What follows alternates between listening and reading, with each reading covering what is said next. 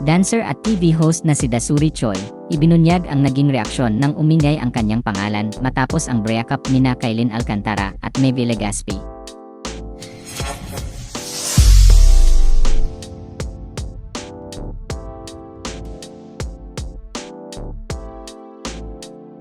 Naging bisita ang mag-best friend na sina Valien Montenegro at Dasuri Choi sa programang Fast Talk with Boy Abunda nitong Martes, November 5, 2024. Doon ay hypothetical na pinapili si Dasuri kung sino sa kapuso actors na binanggit ni Valien ang gusto niyang maging boyfriend at isinayaw rin niya ang kanyang reaksyon kung gusto niya ang aktor na yon o hindi. Kaya nang binanggit ni Valien ang pangalan ni Maeve Legaspi, na dating on-screen partner ng aktres na si Kailin Alcantara, sinayaw ni Dasuri ang isa sa mga kanta ng pop group na Twice. Ayon sa kanya, ang alam niya ay gusto ni Maeve ang Twice. Kasunod nito ay tinanong ni Boy Abunda si Dasuri kung ano ang reaksyon niya nang umingay ang kanyang pangalan matapos ang hiwalayan nina Maeve at Kailin. Anya, alam niyo po ba, actually, ang reaksyon ko sa una, natutuwa ako dahil hala. Pumasok pa ako.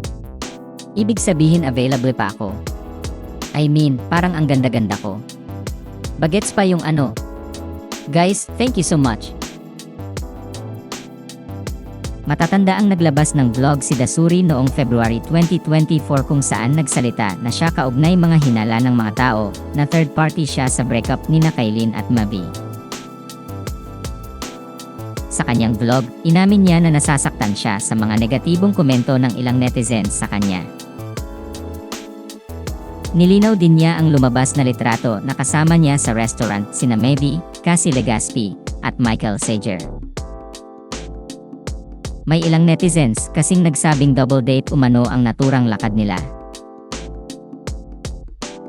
Ayon sa kanya, kasama pa nila sa naturang lakad ang iba pa nilang co-host sa tahanang pinakamasaya nung araw na yon.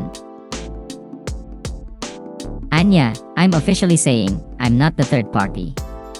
I will never try to be a third party in my life.